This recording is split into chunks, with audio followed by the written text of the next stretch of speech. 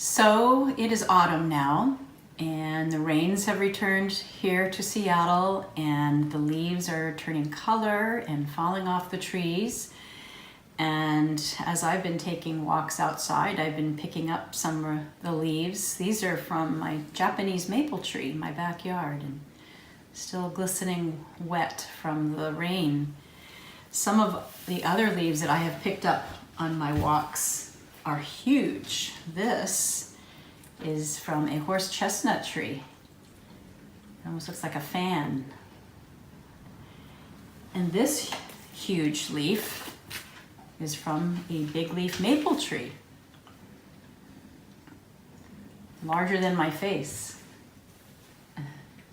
So I'm going to show you several things that you can do with leaves this time of year. What I like to do is press them. And you can use several things. You can use phone books, or large catalogs, or even a press. And this is one that I made using some plywood for the bottom and the top. And on the inside, I have layers of cardboard to keep it stiff. And in between that cardboard, I've put flowers as well as leaves.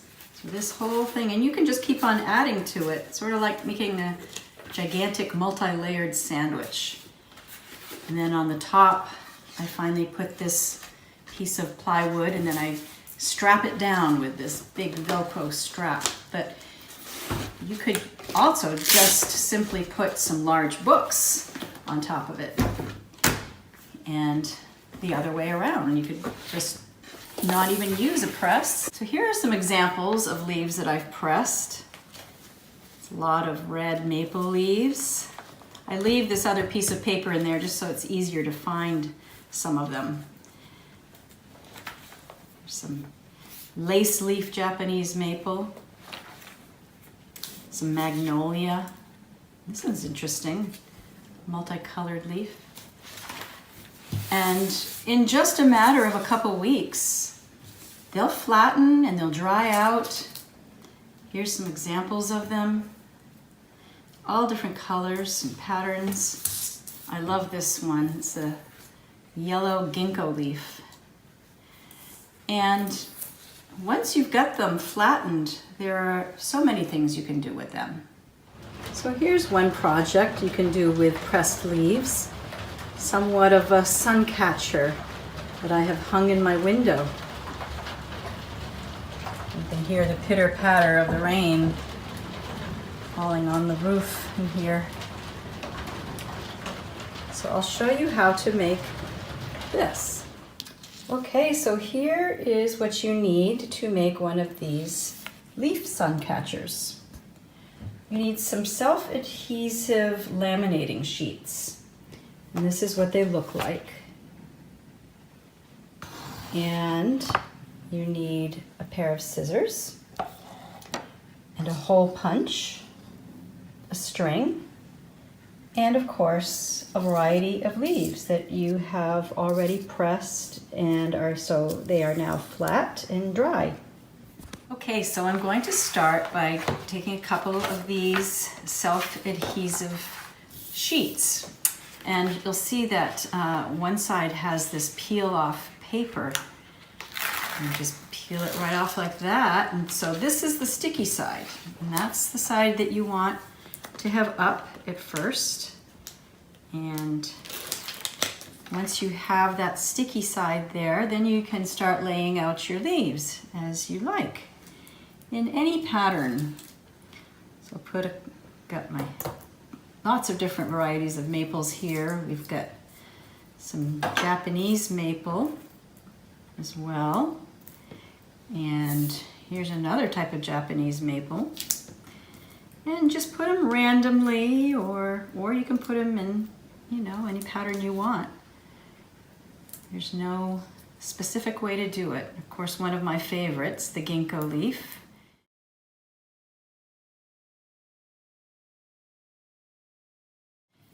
Here's a smaller ginkgo leaf. I'll put that up here. Here's a quaking aspen leaf that I brought back from my visit to Colorado. And this is a little birch leaf. And then finally, I love these little baby ferns. So I'll put one there, and maybe I'll put this one here. All right, so they're all stuck down now.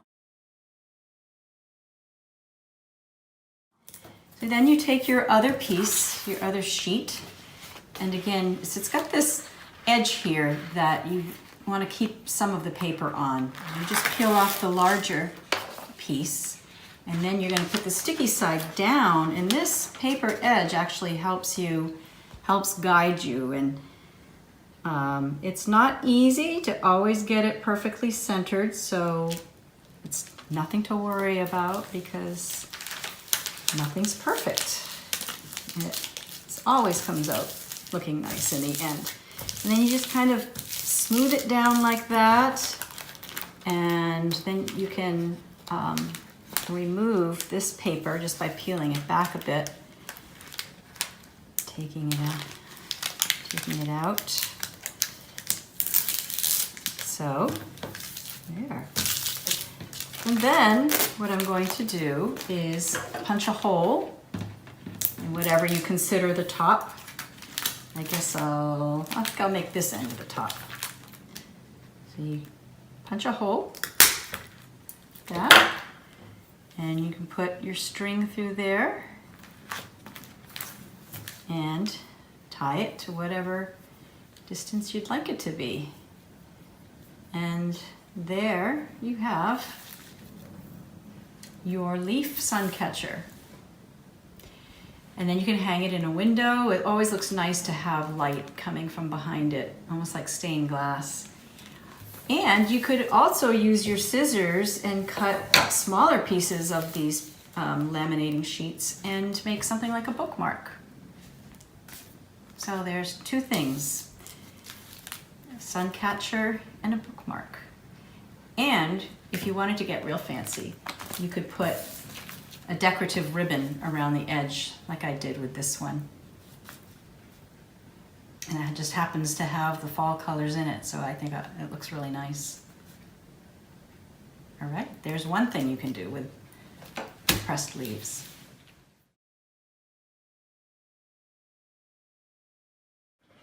So here's another idea you can do with the pressed leaves. We are going to make rubbings of them using pencils and crayons. And I've selected fall colors. And I guess there's a blue one there because my daughter, Anna, here is going to demonstrate for us. Anna's wearing her mask because we are here during the time of the COVID-19 pandemic, so we are being safe. I do recommend using pressed leaves. However, you could use fresh leaves. This is one that I picked up on my walk this morning, and look at all those gorgeous colors in there. The only thing is that it's a little irregular. It's not flat, and so it might be hard, you know, to do a rubbing and have it come out as nice as it would if it wasn't flattened like these are. So Anna, you want to give us a demonstration of how this works? Mm-hmm. Which side up? Either side. You can do either side, yeah. Let's try the pencil first. And you want a fairly dull pencil because you want it to almost be like, almost like charcoal. Charcoal would work really nicely if you happen to have some of that. Or chalk also would work nicely. But you can see as she rubs the pencil back and forth over the leaf that's underneath, you can see the image come through.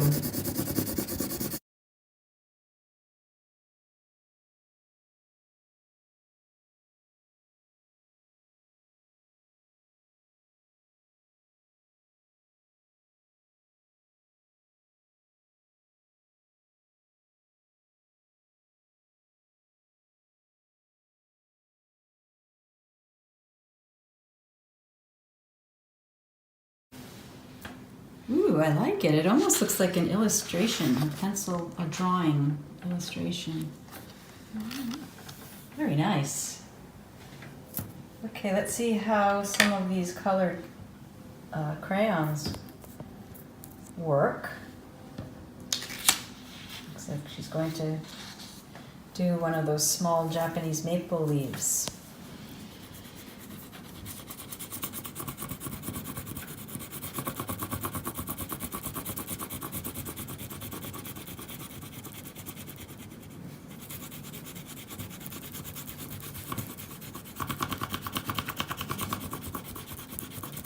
So here you can see how that red Japanese maple came out.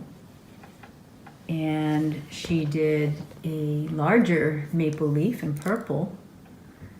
And now she's going to do one of my favorite leaves, the ginkgo. Looks like you're going to do it in about the same color, huh? Mm-hmm. Like a golden color. Let's see how that comes out.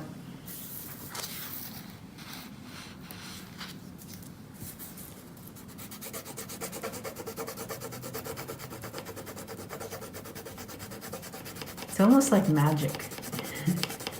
All you have to do is scribble and out pops an image.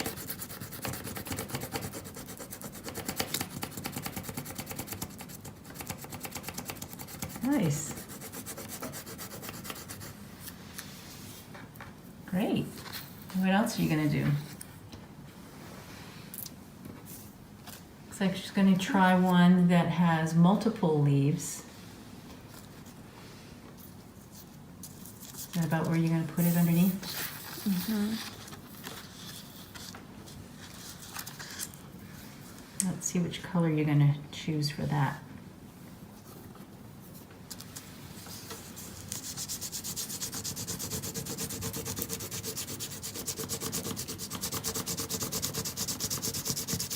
Oh, that works nicely.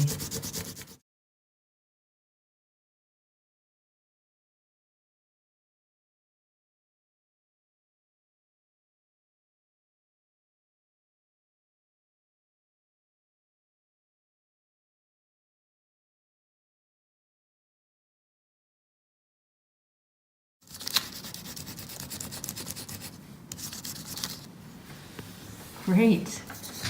Let's see, Hannah, hold it up. Very nice. You gonna add any more to it?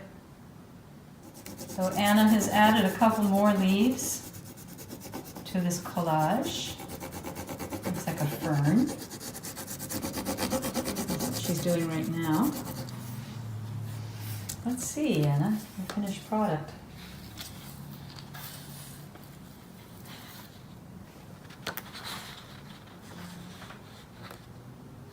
That is beautiful. Look at that. It's almost as though somebody drew it. But you don't have to draw. All you have to do is rub crayon or pencil or chalk or charcoal over these leaves. And there you go.